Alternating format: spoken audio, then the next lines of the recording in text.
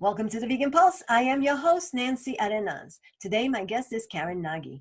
She is the founder of Voices for Animals and Children, based in the Netherlands, an organization focused on educating children on what is in food and how their food choices affect their health, the animals, and the planet.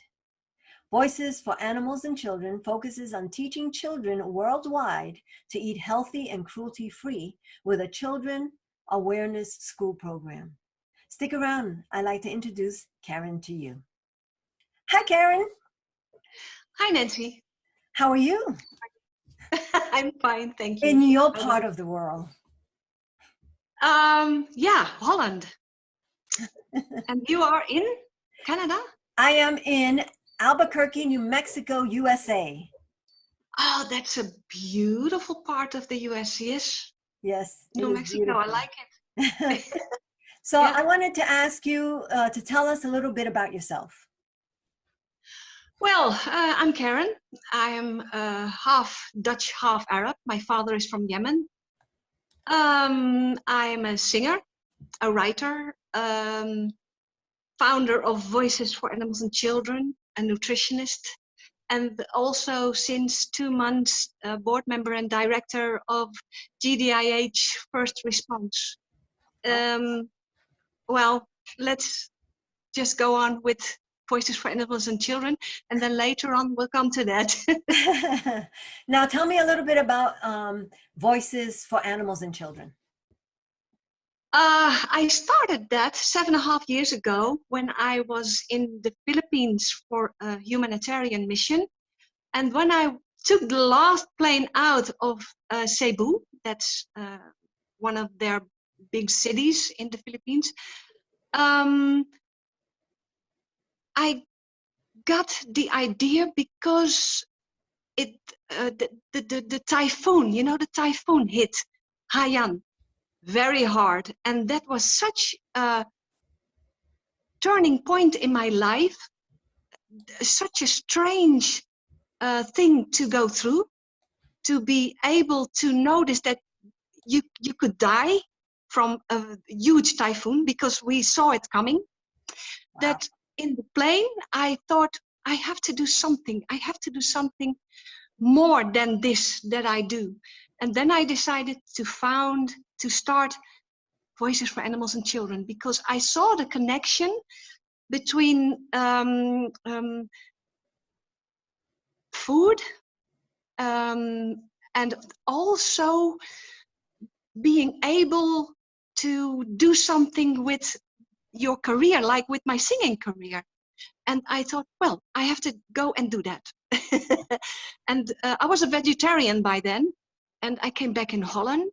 And when I started the foundation, I also became vegan, because I had so much information coming my way that I thought, wow, the connection, the waking up, you know what I mean, huh? The waking up, like, oh my God, I never knew what was behind certain industries. And then I found that out, and I thought, well, that is what I want. I wanted to do something with animals and children, and the veganism came later. So that's how I started it. Okay. Am I saying it a little bit correctly? Yes. And so I agree with you about our children being brainwashed at an early stage. Oh yeah.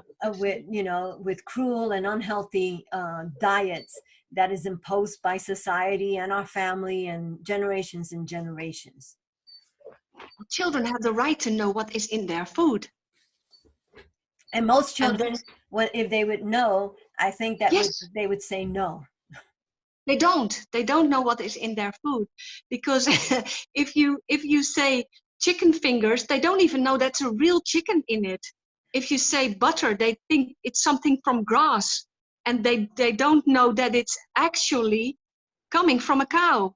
And that's what is very important, that we teach children that what is in their food. And that's the mission of the foundation, to educate children what is in their food and what their choices do with animals, their health, a global sustainable food system, the oceans, the environment, of course, and our planet. Oh, It's very easy, actually.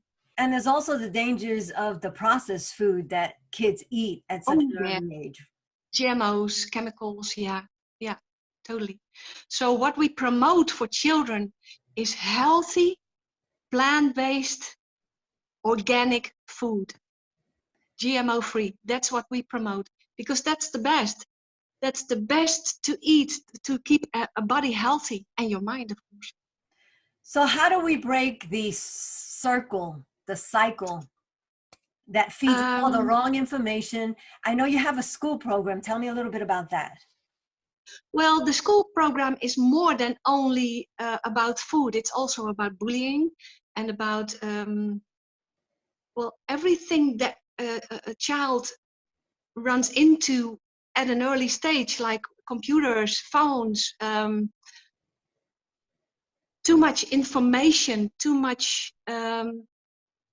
You know what? I think we should teach children how to think, not what to think, and more give them the chance to connect with nature, and like really know where animals live and what they eat, and not only in zoos or in videos. Yeah, I'm looking at my TV because it's over there.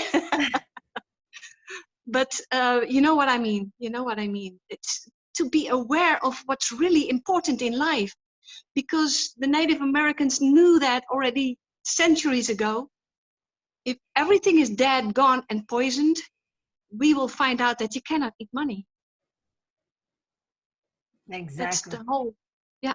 And that's actually, these topics, these subjects are very important for us to try to, for instance, put in a book, because I have a book called Miyagi Says, and Miyagi is that little one that you just saw, the little chihuahua.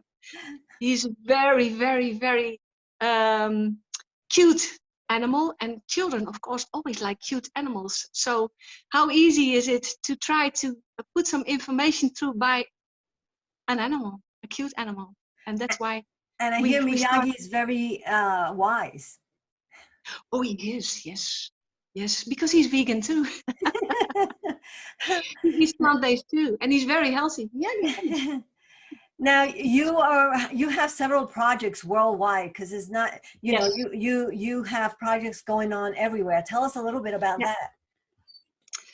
that. Well, we have a first five-star vegan resort, and the special thing about that is that we want to give a chance to for entrepreneurs, vegan entrepreneurs, to start something there on the compound, on the park, and like a restaurant or a spa or a fast food, sorry, but then vegan, a snack bar, or a supermarket. But what we also want to do is organize events, music festivals,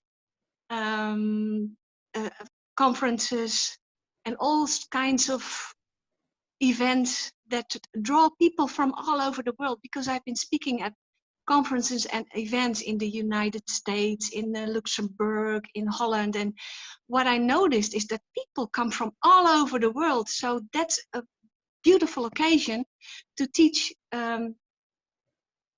more people, because also non-vegan people and non-vegetarian people, all kinds of people are attending at those events, and that's the best occasion to spread the mission, to give more information. I noticed one time when I was speaking that there was, I think, 4 or 5 girls, about 14, 15, and after the information that I gave, they were like, wow, we never knew this. We're going to dive into that, and we're going to change right now. And that's what happened to me too. I never knew. It's the information, especially with the young people, that will change the world. I'm pretty sure of that. I concur with you that teaching children, if we want to change the world, we got to teach the children. Yeah. Yes, definitely. Well, I And want to, especially tell them the truth. yes, The truth, yeah. I want to say thank you so very much for being part of the Vegan Pulse. I appreciate that you took the time You're out. so very welcome. Yeah. It's so And thank nice you to too for meet asking me. you. And thank you for all you do. And thank you too. And have a lovely evening or night, huh? Because it's night at your place. Okay. You Talk do to the you same. later. Bye. And peace. Bye. Bye. Thank you for joining us on another episode of the Vegan Pulse. I am your host, Nancy Arenas. Please subscribe to our YouTube channel, follow us on Facebook, and check out our blog. Hope to see you next time on the Vegan Pulse. And remember, if you have a pulse, you have a purpose. Live vegan.